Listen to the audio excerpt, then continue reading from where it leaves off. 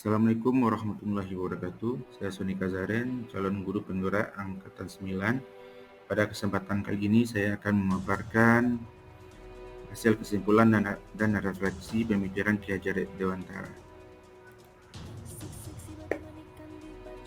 Pertanyaan pemantik, apa yang Anda percaya tentang murid dan pembelajaran di kelas sebelum Anda mempelajari modul 1.1? Apa yang berubah dari pemikiran atau perilaku Anda setelah mempelajari modul ini? Apa yang dapat segera Anda terapkan lebih baik agar kelas Anda mencerminkan pemikiran Ki Hajar Dewantara?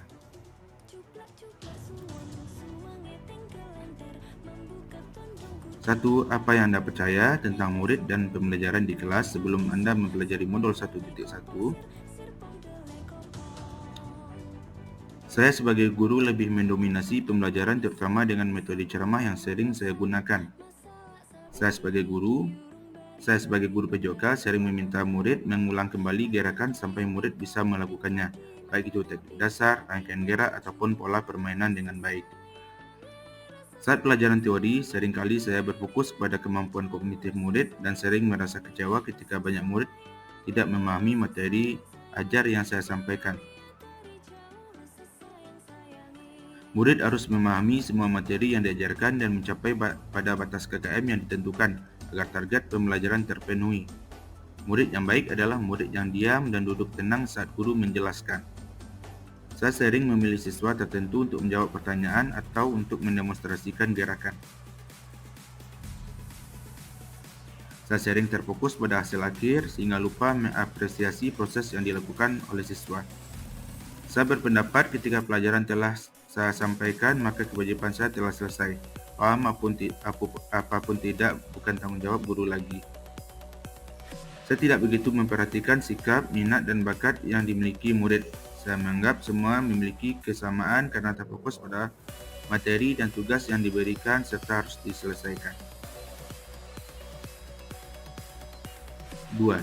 Apa yang berubah dari pemikiran atau perilaku Anda setelah mempelajari modul ini?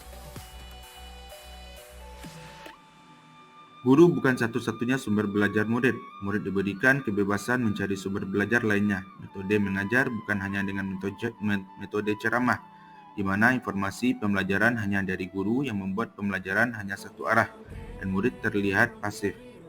Guru harus menggunakan metode pembelajaran yang lebih bervariatif untuk memancing keaktifan siswa.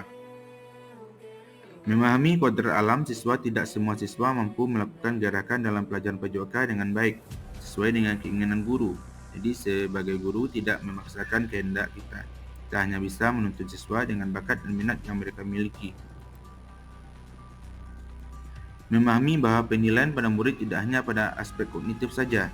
Aspek afektif, psikomotor, dan sosial budaya juga penting.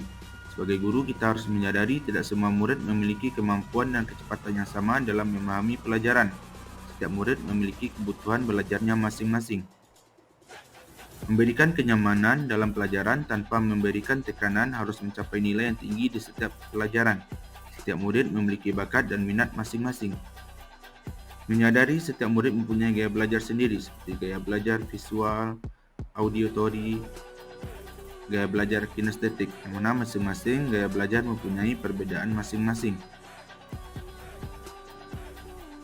Setiap murid berhak mendapatkan kesempatan yang sama dalam memaparkan pendapat, menjawab pertanyaan, mendemonstrasikan gerakan, dan menyampaikan pengalaman belajar yang mereka terima sesuai dengan pemahaman dan sudut pandang yang mereka miliki.